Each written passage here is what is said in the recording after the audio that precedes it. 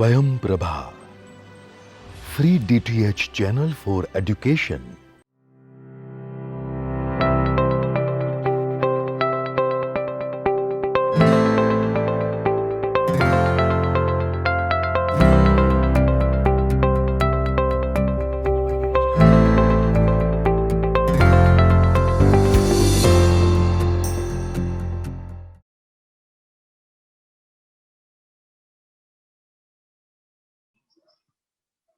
Share the screen also. Right now,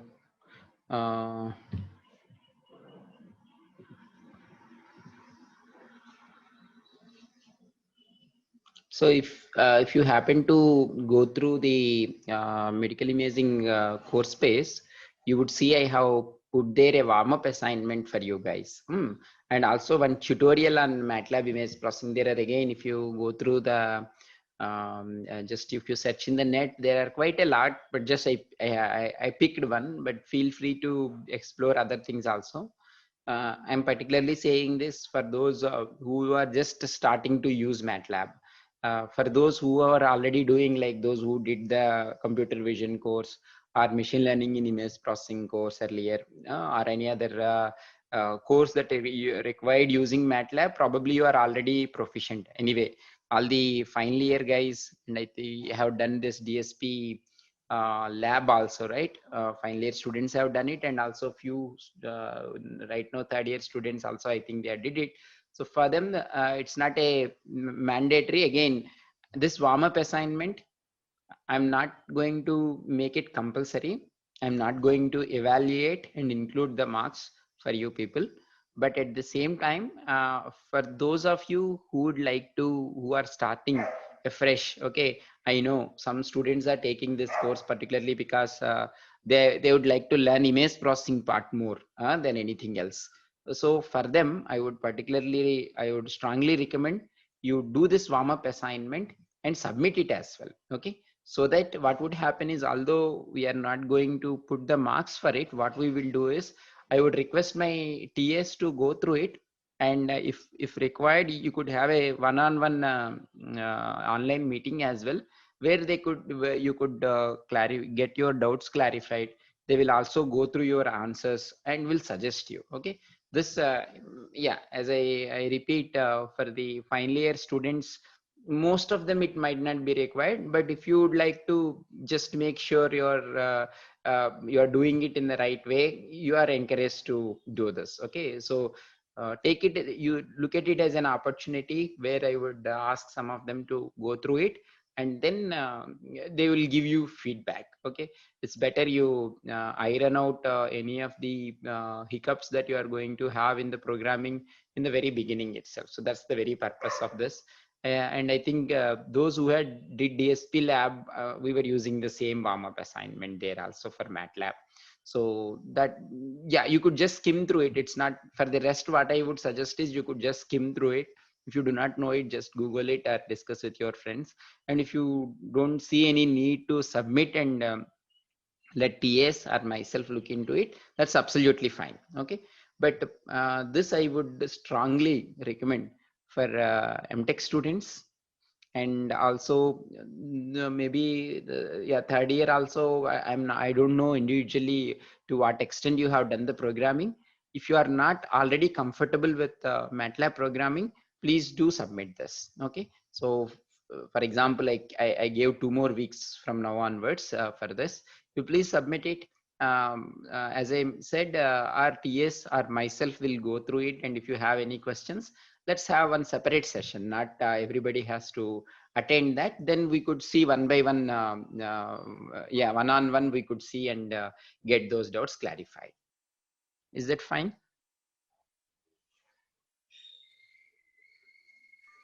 Okay, sir. Okay, good. So please do that. Okay, please make use of this chance. See later what would happen otherwise is you would be writing your programming. Again, this is assuming that you will be doing the programming in MATLAB. Right now I have not taken means I'm not doing it for Python, but you do it in a similar way. If you, it's not, even if you are going to use Python, it's always good to have some very basic knowledge of MATLAB. So if you don't get these basics very clear, later you will not realize that the problem is coming from having a good understanding of the syntax, the way to use these commands and all, but not from the language itself being difficult or from the algorithm being difficult. This is just that we have not focused on the basics, right? So this would unnecessarily then you will think that somewhere in your algorithm there is a mistake, or you won't be able. So when you write a relatively big code and then trying to debug it, it becomes difficult. Rather, this is something where you could see almost like a single command. I have it open here. Let me just share that also. Yeah, these are very simple things. I think some of you might have already seen it in DSP lab, as I mentioned. See, all of these are all questions needs to be answered in a single MATLAB command. Okay. For example, you look at you need to add these two arrays. Okay. So the first instinct for those who have not done MATLAB would be to for loop, say for x varying from like I equal to 1:2 size of this, and then x of I. That's what probably you would be attempting it. So then you would realize that there is yeah, you all know by this time perhaps MATLAB is matrix laboratory, right? That's how the MATLAB name has come. So you should be efficiently using the matrix based operations, particularly in for MATLAB. Okay, other software tools it might vary a bit. That's what you need to properly exploit. Okay, so please go through it, and then as I mentioned, just you could even drop an email to me as well as any of the TAs, let's say Archana, and then we could have she could have a like one-on-one meeting to clarify your doubts also. So this make use of this opportunity so that you could individually can get feedback on what you are doing there. Okay, this is hardly will take maybe 2-3 hours. Once you are done it, you should be done with 2 hours once the things are clear. Even it is taking more time, it's good because the basics would get now clear for you. Okay, so then I would quickly, let's go through, we'll switch on in between multiple things. So let me start with this presentation. For the video that I have shared with you guys. Anyway, these 2 points I'm sure doesn't require any further explanation as such. You should have so you are letting one beat, for example, an electromagnetic spectrum, one of the portion of the particular band light from the particular band you are letting to go through it. So essentially you need a sense if you want to get an image out of it based on that particular one, what has, okay, I'm trying to figure out the right position for it. Okay, so one thing is whichever light you would like to make use for getting an image, you should have a sensor corresponding to it, and the light you are using, it should be compatible with the object to be for which you want to get an image of it. So basically if you have a varying frequency, that frequency should be able to see the object. It should not be, wavelength should not be so high that it just bypasses the object and goes. Okay, these are the two in general the comments. This anyway we discussed in the earlier discussion also, maybe the second or third introductory lecture. You want to get an image by using the energy, for example the visible light. So you have an imaging system that has an array of sensors where the light, the whole light passing in that area, the intensity of that light gets integrated over it. And then the moment you are doing digitizing means you cannot store a continuous value, continuous by that. For example, the resistor, if you have it, that's something will give you continuous applying a continuous voltage. What you get is continuous current waveform. It's not like that you are digitizing it. So you are only discrete values is what you are going to store. Okay, so the moment, these are the two important phenomena that would happen the moment you are creating a digital image. By the way, just to give you some example on the other side, if you are using for an X-ray film, right? That's not a digital image because the values you have is continuous there. It's not like a discrete version, but here there is a sampling as well as quantization that's happening here. So sampling is something where you would like to store its values at regular points, right? And you want to store it digitally, that values. Because that means you could only you will be using 8-bit, 16-bit or 32-bit some bits to store that value. The moment you are using bits to store it in a computer, there is a limit up to which you could, for example, if it is float value, for example, there is a limit of precision. Beyond that, you won't be able to store it. So that is how you are actually quantizing the values that you are going to store there, right? So that's what so discretization in the spatial domain and quantization for the intensity values that you are storing at each point. That's what you are doing. Anyway, this is a classical question, is how many samples you have to take. Well, that depends on the what exactly you want to infer or analyze from it. For example, yeah, one way to look at it is assuming that it's a band limited, and then based on that you could say something on how many samples you have to take. This is again you could look at it as a sampling problem here. Similarly, to what level you could quantize depends on at what level of distinction or contrast you would like to look at each pixel. So those are the two things that would dictate that. And in image, now a 2D image, you could see it as values having discretizations in X and Y, and at those values there is a point. So all you need to store what is the index along the X axis, what is the index along the Y axis, and at this particular index what is the value. So if you want to, so this is like Z equal to some function of X comma Y. So if you want to store it, one I equal to R intensity, you could use it. This is how you could, for example, one way to plot is you have X and Y, you show the 3D plot. Anyway, 3D plot is not something you use for here. So we got used to looking at it in a way that, for example, higher the intensity, for that you would use a color on the bright side, lower the intensity you would use on the dark side. So this you could vary.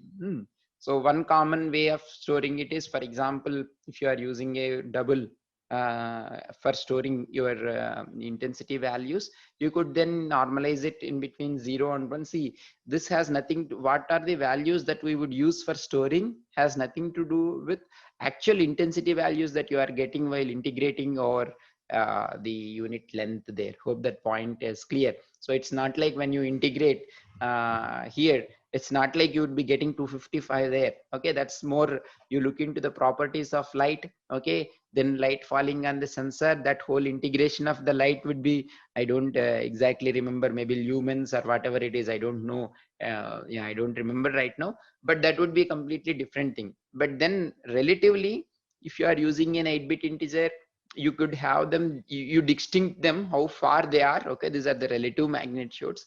So you could go for 8-bit integer, or you could use a double, for example, and then let's say 0 to 1, since it is normalized, and then in between 0 and 1 you could have all the in between values. Say for example, this is somewhere in the middle. If you assign the highest value here to 1, this to 0, this could come somewhere around 0.5. So this is how something you could store as well. But anyway, this is the kind of notation we would use. Okay, then once you are loading and reading, once you are loading the images and reading, depending on the tool that you are using, or also that itself will have some tweaks that you could do.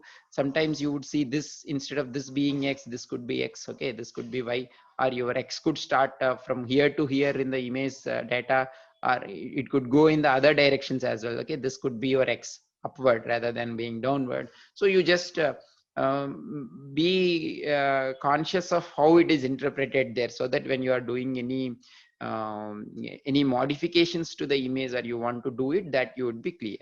So for example, I think this is how it is there in MATLAB. The vertical axis down is X and this is Y. So this changing it would essentially change the rows. Changing X, changing Y would give you change in the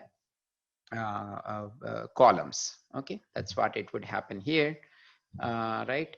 So if you want to write it mathematically, so this is basically you have a matrix here, assuming that this is your X value, okay, along the rows, this is along the columns. So then you have a 2D matrix here when you are storing and you are taking the indices into account here, right? Then how many bits do you use for storing that? This we discussed again in the video, and I guess most of you have already seen that. Let's say if you are using a single bit for storing the intensity values, then you could have either 0 or 1. Suppose if you are using 2 bits, it is 0 0 0 1 1 0 1 1. So you have 4 distinct values if you are using 2 bits there. So 2 power k, that again that will give you the maximum value is then what is the value? 0 to L minus 1 you could store. For example, if it is 2 bits, 0 0 0 1 1 0 1 1, giving you 0 1 2 3. So 2 power 2 is 4. You have 2 power 4. Be clear here, 4 distinct values are there. The maximum value will be 3. So 2 power k distinct values will be there. Maximum value will be 2 power k minus 1 since it starts from 0. Hope that point is clear. So this is how importance of quantization. If you do too much, it's almost a mask and you can't really see any variation within that brain part. Okay. And yeah, and this, yeah, I took from some other place, but this again, you just have to be clear that as a human, we are trying to see structures there. At least we think that these are different structures, but as a computer, it's all it has access to is it is just looking at some numbers. So from that you need to make inferences. So you need to think how, for example, how do we, let's say here I could immediately, we all could make sense that this is one object. Okay, now how could we make our program, our machine recognize that this is one object? So that's where the challenge lies. Okay, so we need to make an intuitive sense of what the numbers you see there. That's the big challenge there. Even if we don't show you the intensities and if you just see the numbers, we could hardly make any sense. On the other hand, this would help you. Okay, a number of rows and columns. This is we call their pixels, picture elements for a 2D image. When it comes to 3D, they are volume elements, an extension of pixel elements. Okay, picture elements. So this each one would now representing volume. Okay, and yeah, 2 power n minus 1, this we already discussed. This part is there. So maybe what I will do right now is maybe I would ask you a couple of questions before I go further. That too, maybe I'll spend some time in this highlighting some programming aspects for MATLAB, because I know some of them will be using it only now, although they used it very little bit of programming they might have done it. So let me put some questions. Okay, say I want to create an image where the intensity, assume that x is telling me the index along the x-axis. Okay, or yeah, index along the x-axis, and y is telling me the index along the horizontal axis or y-axis. So this is my, so let me show the image itself here, then from that that makes my life easier. Okay, see again, the moment I'm picking up slides from different things, x and y would keep changing. So have one, be aware of that. And it's not like, it depends on which is the tool you are using and how you are interpreting and how you are using that particular tool. See, for example, this is my x, this is my y. Okay, instead of this surface, I want to create a surface which is x square plus y square. Okay, say for example, I am in the third row and second column. Okay, I want to do, then that value at that point will be 3 square plus 2 square. That's what I want. So how do you do that? Tell me now in a programming language terms. Is the question clear? I want to create an image from scratch. Okay, just like there is an image here, surface. Okay, now the image I want to create is x square plus y square. X showing the index along the x-axis. If you if you think that same thing is coming, you use, for example, I. Otherwise, index is I, varying from 0 to, let's say, n minus 1. Okay, assume that it's an n by n image. So I would vary from 0 to n minus 1. J would vary from 0 to n minus 1 along y-axis. My surface, instead of this surface, I want some x square plus y square surface. Okay, so how do you write the program for it in MATLAB? Those who are already using MATLAB could make an attempt here. How you write it? You could start with a simple thing and keep improvising from there.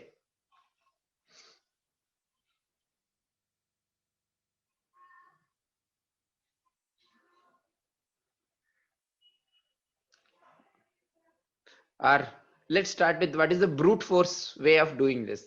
Maybe we will start from there. This, everybody should be answering this. What's the brute force way of implementing this x square plus y square? Can you repeat the question once again? Sorry.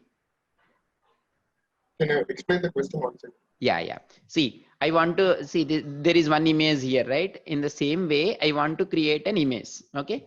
On that image, what is the value at each pixel should be x square plus y square. That should be the value, right? And how do I want to create that x square plus y square? Is x is the index along the, yeah, my smart pen stopped working, but I'll try writing with my mouse itself. Let me check that out. See, I want to do x square plus y square. Okay. Now this x square is, for example, this is my x axis. This varies from, let's say, in MATLAB, where will it start from? 1 it will start, right? It will go up to n. Okay. Now this is my y axis. This y, I would again, it will start from 1 here. It will go till n here. Okay. For example, if I take what should be the value at this particular point, assume that this is 2 and this is 3. In the image, I would like to store here 4 plus 9 plus 4, 13 I want to store here, and so on. This is how I would like to create an image here. So how do you do that? Tell me with a simple way first. Is the question clear now? So creating two loops, and that is the brute force one. Creating Right, two loops, correct. and Right. So the brute force way is, each of you will them. have first row, for example, for row equal to 1 to n, row plus plus, and within that you have one more loop for row column equal to 1 to n, column plus plus. Okay. Within that loop you have value of row comma column equal to row square plus column square. Is it not? So what is the order of complexity of this computation? O(n) square. Correct. So first loop would go n times, and for each n you need to do n operations inside. So this whole thing will be order of n square operations would be there, right? So is there any better way of implementing it? I don't see, to the extent possible, particularly with MATLAB. See, if you are using C, C++, that's a different thing. But if you are using MATLAB, you should be avoiding for loops to the extent possible. Not that don't use then while loops, whatever it is, loops you should be avoiding to the extent possible. This I am emphasizing this, mentioning this point particularly because you need to perform various image operations. That's what you would come across. Okay, so how do you do that? Anyone? Sir, we actually start with x equal to 1 is to n, then y is equal to 1 is to n, then a 2D matrix with the function equal to x square plus y square. Right. That's an improved version of what it is. Can you improve it further? Yeah, that actually will improve the speed compared to what the brute force algorithm we were mentioning. It would certainly improve it, because what you are trying to now do is, in fact, This whole thing, the operation you want to do at once, right? Correct? This whole row at once, that's what you are suggesting, correct? The whole matrix, sir. Yeah, matrix, how do you do? What's the command there in MATLAB to do that?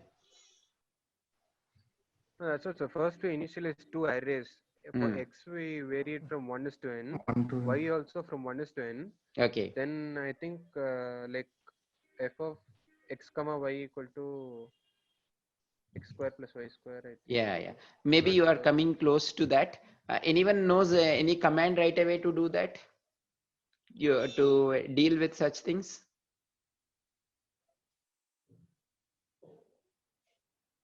I'm surprised. Okay. Have you heard about mesh grid? Did anyone use in MATLAB mesh grid command? You might say that we use Python, yes. But still you should be knowing MATLAB.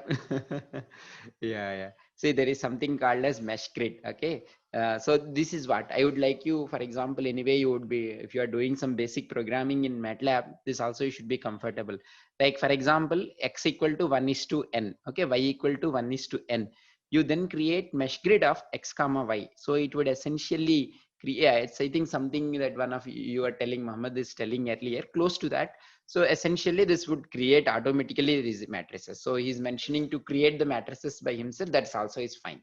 Or this mesh grid would eventually, the moment you are calling this command, it will give you.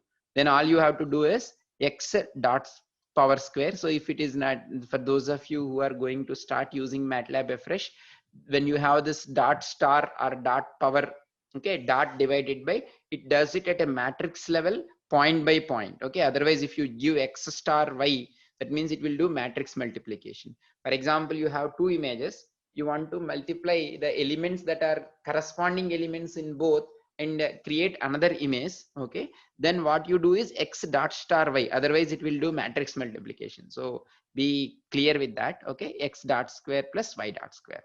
Okay, hope that is clear. Then anyway you do this 3D plots. There are again various things. Surf is something you could use here. You would get something like this surf. Okay, or you could then do x dot star exponential of this thing. Okay, hope this is clear. Okay, this you bear this in mind. Okay, how much time? Okay, fine. Then I would like, so this is something you be clear with that. Then this MATLAB tutorial also I just shared with you. Please go, those of you who are using it, and I think beginner, if you are a beginner, pay attention to every bit of these things. Again, this is not the only one, you have many other things, but this at least you go through whatever I put there. Okay, and then yeah, images in MATLAB, how to create an image. So you please go through it and practice that properly. Okay, say for example, as I mentioned, it's very important, try to avoid loops whenever and wherever it is possible. This is a very important thing. Particularly this is what students would be trying. For example, I would ask you to apply some simple transform, okay, which I would be giving in the next assignment. As there is something called as gamma transformation. We'll come to that in detail, but to tell about it very simply, it is like y equal to some r to the power of gamma. Okay, so for r, I always forget, it is gamma to the power of r or r to the power of gamma. Excuse me for that. I think this is r to the power of gamma. Yeah, see, s equal to, I don't worry about the details, I'll come to that in the next class, but assume that a given intensity is r. You apply the transformation will be, you will raise that value to a power, and that is what you would use for representing the new intensity values. So one thing students would start, those who are beginning to do the programming, is for x equal to 1 is to n, for y equal to 1 is to n, then intensity of x comma y equal to, then you will take that particular your original image is, let's say I1 of x comma y whole to the power of n. That you should not be doing it. Okay, all you should be doing is, you should be able to the extent possible, you do the so how do you implement it? By the way, forget about C. I have an image. Okay, I stored it load image. So once you load the image, how is it loaded? So what do you get? For example, I1 equal to some load. I don't exactly remember. I think load, image load or IM load, something will be there. You call it. So what will be there in I, for example? Let's assume my image is I. Okay, original image is I. So what would I get? What would be the dimensions of I once I do it?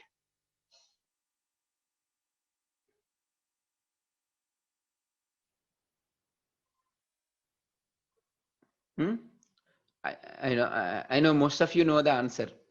I equal to some load image of, I am giving the image name, image im1.png. So what would be the dimensions of now I?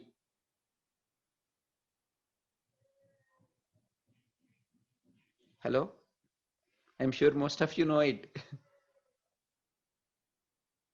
I have an image, okay? That image is there stored as i1.png, okay? Now I am doing capital I equal to im load or something. I am giving the image name, okay? That would, now the image gets loaded to this variable I. What would be the dimensions of that I?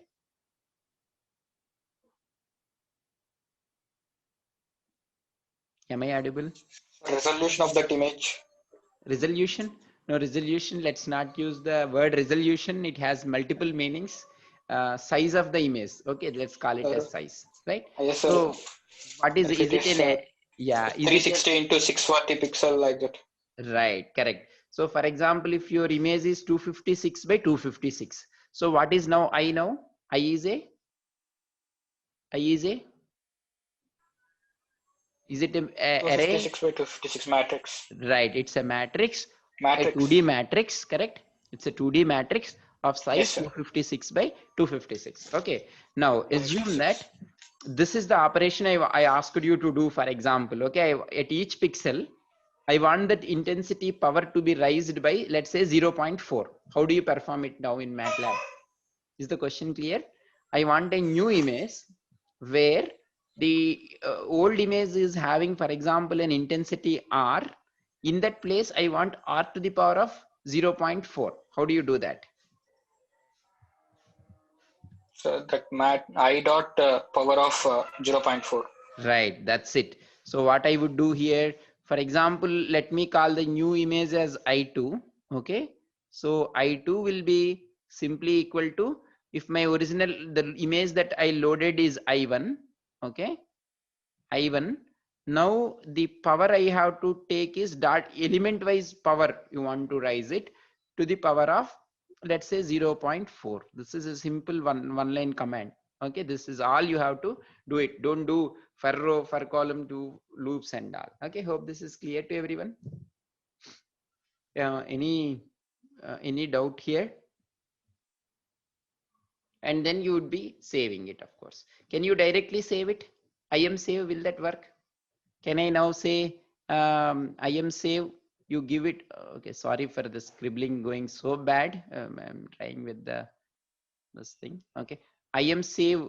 For example, there is, assume that some I2. I don't, again, it has been a long time. I don't remember the command, but assume that this new image.png. That's how assume that this is the format. Okay, new.png or something like that. Can I directly give it, or there is some problem if I do it this way? Will it work out? Or what could be the issue with this?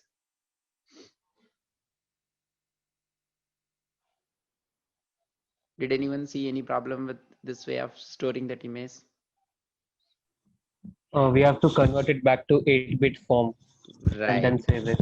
Very good. Correct. So basically, the moment you are taking power with respect to 4, although your original, like I see, all these PNG format or this BMP format or JPEG format, most likely they would use 8 bits only. Okay, and all values are positive, so you will have values from 0 to 255. So the moment you are taking that, you should be finally converting it into uint 8 of I2. Okay, uint 8 of I2. So that's why you just do some, the tutorial is good. It will give you some exposure to that. And anyway, these are not the only issues that you would come, but I'm just giving you a flavor of what kind of things you have to look for. That's all. Okay. So yeah, and again in this, actually try to vectorize your code. Again, this is a techniques to improve your performance. I think he has given a good good checklist to look at what kind of things you are going to do. Okay, particularly with MATLAB, but it is applicable to even Python or other languages also. Say, for example, something you need to do is pre-allocate. I'm not going in detail, but just let me quickly mention something. How much time do we have? Okay, some 5 minutes more. So pre-allocate. So that means if you are creating an array of new images, don't do every time. For example, you are writing that code like I of row comma column equal to, every time you are doing, it will try to expand the array that you are going to use for storing the image. That's, but you know already that this will be same size as the original image, so pre-allocate that. For example, that's one thing. Vectorize, as we discussed, your operations is better to vectorize, or if it is 2D, you do matrix based operations. Okay, and also place independent operations outside the loop. There might be something, for example, some variable is there which you are going to do x square plus y square plus 4, for example. Okay, that's what you wanted to do. That 4 I'm giving a very trivial example, but this you could extend to a more complicated one. So you have, for example, a equal to 4. Okay, if you are keeping it inside for loops, what would happen? Every time this allocation would independent variable also gets allocated, so that would consume both memory and time. So place independent operations outside loop. Create new variables if data type changes, just like uint 8. Okay, so all operations you should not be doing. For example, you just need to make sure, particularly if C++, if you are using, if you are just loading an image, you would be getting in integers, and on integers, if you are doing PowerPoint 4, and if you don't take care of the data type, you will end up with actually having integers. So already there is quantization happening, but there might be a sequence of steps. That is okay if that is the only operation you are doing, but if there are sequence of steps you are going to, sequence of operations you are going to do, all internal operations you prefer doing them in float, or even better is double, and finally do the quantization, not at every processing step. So okay, so you need to make sure to create new variables if data type changes. Okay, so similarly you avoid global variables to the extent possible. So yeah, in the similar way, I'm not going to give you a programming course here, but hope the way you need to look at, have it as some checklist. Okay, see that you are following some decent, if not the best, at least some decent programming practices, so that your code would run fast. And also, as an engineer, you should be also thinking of the order of complexity. Okay, that's something you keep it in mind, right? Any other quick questions or comments here? Otherwise, I would just take you through some images also here, 3D image also. This being, I think I covered it to some extent earlier in the other video, like visualization tools part, ITK Snap I was talking. But let me quickly take you through some image here as well. For example, this Bratz image, if you are storing it, just would like to tell you, yeah, this is MH. See these images. Another thing is, if you have seen, okay, Bratz image, maybe I'll start with something else to illustrate what I wanted. Hope this image is there. Right. Okay. So take a look at here. See, basically, when it comes to the medical images, right now I am using, there will be a header file for some separately from the actual raw data. So the header file will tell you raw data is just nothing but all the bits, the calculation I was telling you, n by n image. So n by n into each one you are using 8 bits. So many bits will be there. But this is the header file that would tell you how to interpret and display the values here. Okay, so it is now, for example, telling you the data type is short here. So typically on a 32-bit machine, how many bits short will take? This you should be knowing. How many bits are required to store short data type, okay, in a 32-bit machine?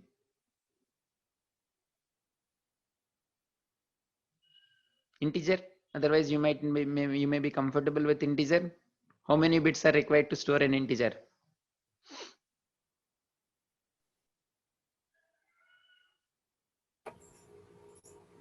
Hmm? 4 bits? No. 4 is for character. Unsigned char or signed char also, Sir, that 2, is sir. where you use 4 bits. 2, sir. 2. No. With 2, how many values can you store with 2? See, how many distinct values can you store with 2? Only 2, 4 4. values you could store. That's not what So you that would means be 8, doing. sir. Ah. Then 8. 8 is for yeah, okay, somebody is writing yeah, long int. Yeah, you just say the int, suppose, okay, then what it takes is 32-bit. Okay, int is 32-bit. Okay, and short is half of it actually, so it is 16-bit. Okay, if I am using short, for example, what would be the case is, then assume, then again what is important is, if you don't so it could be signed or unsigned again. Okay, suppose if I use, so I'm using so short 64-bit, I think this could vary actually if you are using a 64-bit, but on a 32-bit machine, if you are doing, or 32-bit based programming code you are writing it, so this would be short would have 16 bits. Okay, 16 bits. Assume that this is unsigned short. That means unsigned means you don't keep track of sign explicitly, so all values are positive. In that case, your values could go from 0 to yeah, chart I could not see in parallel, so please I would request you to just say it by turning on your mics.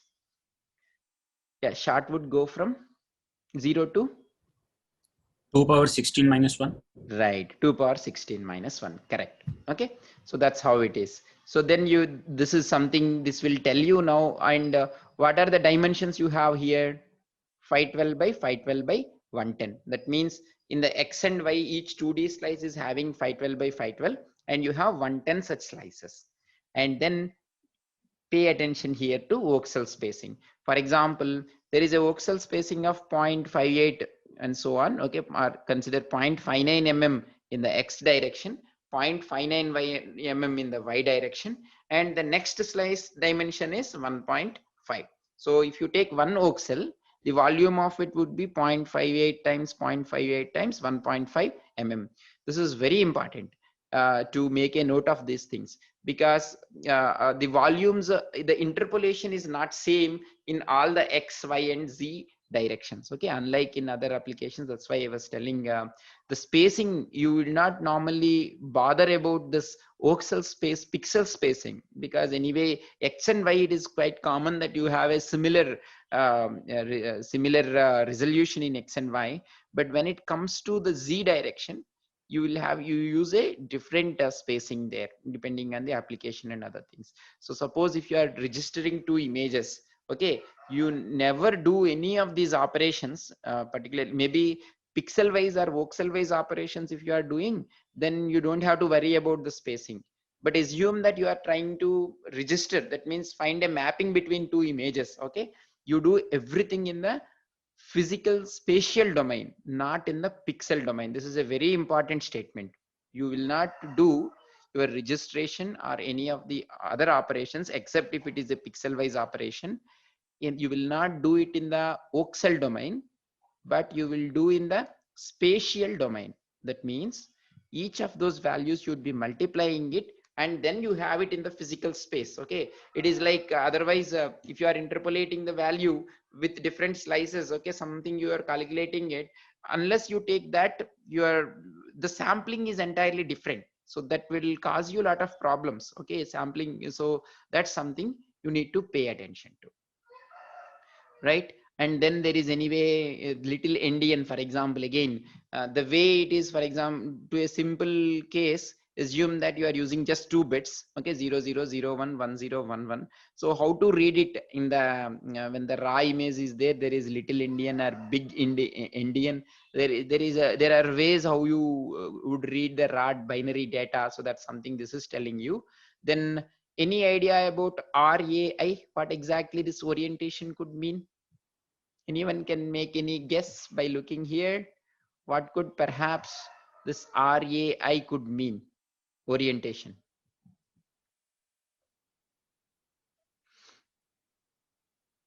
You can see here, and you could then look at orientation and then try making a guess here. What could R could mean in the first place? Any guess? Rear. Sorry? Rear. No. Rear view. No. You just see it here and you will, I'm sure you'll be able to figure it out.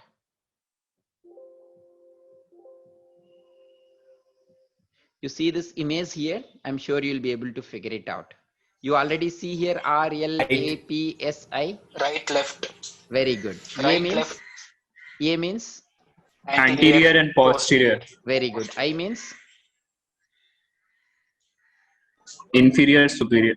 That's right. That's right. See, there is an array of data is there. Okay. And now while displaying it, from which direction you have to display it plays a very important role. So this is telling you, I'll close this now. This would, if I tell you RAI, that means in this direction, you go from right to left. Okay. And then while displaying the other values here, you go from anterior to posterior. Okay. And then here S means you go to superior to inferior. So 1 minute, let me just move it. Can I not make it big? Okay. Yeah, somehow I could not make it big, but that's okay. See here, you all could see it, right? This is like this slice here. So for this slice, this is the right side of that particular subject. Okay. Which means he is facing us. Okay, that's how you would know it, in which direction you are looking at. Okay, whether this is facing you or not is a different thing. That's probably not the case happening here, but that's something would tell you. Okay, from which whether, so this one, so at least this one you see, this is a slice here, right? So what you would see here, this would be anterior, this would be posterior, and whatever you are looking, this side is your right side and left side, and this is something you are looking in this direction. So this is superior, inferior. Okay. And then what is there here? Anterior and posterior. You could see here the face, right? So this is anterior and this is posterior. And this slide is this way you are looking at it. So when you take a slide this way, whatever is there here is superior, inferior, and then this is left and right is there. So you, as you could see here, you also need to mention this RAS information is also important. It could be, for example, in place of R, there could be L or SAP also. It could be there. So the sequence is important there. For example, if I'm not wrong, you could have ARS, for example. So while you are displaying the data, again, depending on which part of the body you are dealing with, the doctors have a different way of looking. Some people would get irritated the moment they see the head on this side. They would prefer having it on the other side. So depending on whether it is head, whether it is neck, okay, or whether it is chest, this would vary. Okay, so that information will be also there in the image information part. Then maybe I'll just point out 1 or 2 more things here. You have seen that being short. Okay, if I don't mention anything, it means this is actually can have negative values also. In the CT image, there is something called as Hounsfield unit that will tell us what intensity to expect there. There are very standard values there. So short is 16-bit. First bit will be for sign. So you have 15 bits. You could now 15-bit means it can go from 0 to 2 power 15 minus 1, and then it can have negative values also. Say for example here, then those are the maximum and minimum limits, but the actual data could be somewhere in between the range of the actual pixel values. So for example, this is varying from -1024 to 2068 here. Okay. So what does negative intensity look like? Right. Negative. Yeah. It's a good question. Again, when it comes to displaying the values, you could think negative as 0, for example, something like that. You could think of it. So see, for example, negative is 973. See, the display has, we somehow get the impression that highest is 255 and this is 0. But while displaying it, all you do is you start the lowest as 0 and then scale it to whatever maximum brightness you could show there. That's what would happen. Is that clear? That's an important point. While displaying, what you do is, for example, wherever I'm clicking here, it is minus 925 here. If you see here the particular intensity, okay, this is 31 and this is 1096. But what you do is the lowest you show it as the darkest value, okay, 0. Highest, the white, the brightest thing, and then you scale it. And how you are going to scale it, you have a control over it. That's what we would be studying also in the upcoming classes. See, that's why there is a contrast here. So this is telling you the distribution of intensities here. Okay, now this being the highest value, for example, I could the contrast I could play with. So what it is telling you, these values, okay, see, you always map them to 0 to 1 here, essentially. 0 being the dark, okay, 1 being the white most. So now what I am doing is minus 1000 to 0. This is how I am mapping to a range of 0.2 here, for example. I could, this is up to me. For example, I could give 0 to 0.5 here, okay. This index mapping from 0 to point of say 0.5 somewhere here to 0 here, and the rest to here. Okay, since anyway I don't have them, so I could move them and do it, or else I could also introduce additional points here and do a lot of stuff here. So it is in our hands. How do you map these values to 0 and 1? That's where we would be studying image enhancement techniques. Sashwat, does that answer your question? Yes, sir. Right. So you could think of it as 0 to 1. I don't want to say 255 because that is already telling you 8-bit. 0 to 1 is a normalized version. That's a better way. Okay. And in CT images and MR images, you normally use more number of bits. Okay. And as I said again earlier, I am repeating the same thing. While you are doing all your operations, you will not do it as short. You won't treat it as short or integer, but you would rather do it using double. And then finally, while storing it as an image, you may convert it back to an integer. For example, uint 16. Okay, if you again want to store it as a short, it's int 16, for example. Okay, that's what you will do. You don't have to worry whether it is 32-bit or 64-bit in MATLAB, at least, because it has nicely uint 8. That means you are using 8-bit to store unsigned integer. That's how clearly it is there. Or uint 32 or int 32. It has all that, and you just cast it to that particular part. Yeah, so we are saving it in using 16-bit so as to save space size. Yes, right. See, if all that contrast that you would like to see, if it is 16 bits are enough, that's how you will do it. See, you cannot see. You just try storing an image. For example, you play with the MATLAB and try to store it as a JPEG image using 16-bit. Then you would realize that you will not see anything, or it will. I think maybe PNG will try doing that, but as a thumbnail, you will see nothing there. But rather, if you later if you load it as a matrix im load, and then im show, or there is some command there which would display you the matrix rather than the image, then you could see some things. Okay, so typically while storing a 2D image, you just use 8 bits, 0 to 255. Okay, that's how even the first thought that came, the way I was explaining is lowest is 0, highest is 255, which is not correct. The right way you could see, as we have seen shortly, is 0 to 1. That's highest 1, lowest 0, and then you control over how to map these values to the range of 0 to 1. It's not necessarily a linear simple normalization. Okay, you could do different things there. But Okay. in that case, we may have loss of information. Yes, yes, that is there. You would, but you are okay with that quantization. See, that this precision is very important in medical imaging. That is why you won't go with actually 8-bit. You go to 32-bit also in some cases. And if there is a requirement, you go a bit more as well here. So that also comes from while you are capturing the scanning the image, how much distinction is your scanner is able to capture. That's something you keep it in mind.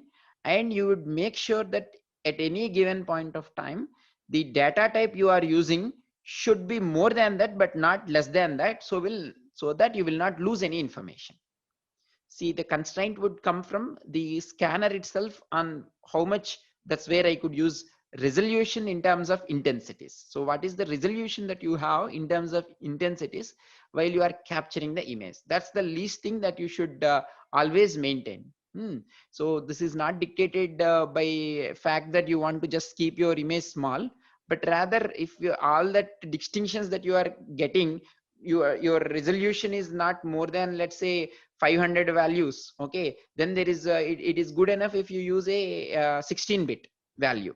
But on the other hand, if it is giving you 1024 different values, you could distinguish from the image that you got 1024 different values. Okay, then you can go up to 2 power 10 distinct values you need to store.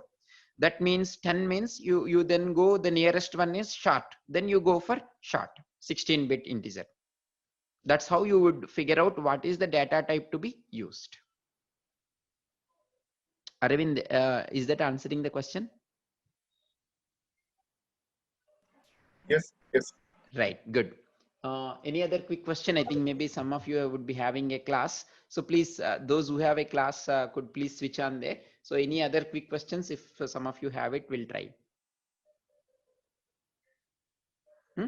Okay, then if you don't have any further questions, we would, yeah, we'll stop here. And again, 1 minute, let me stop recording.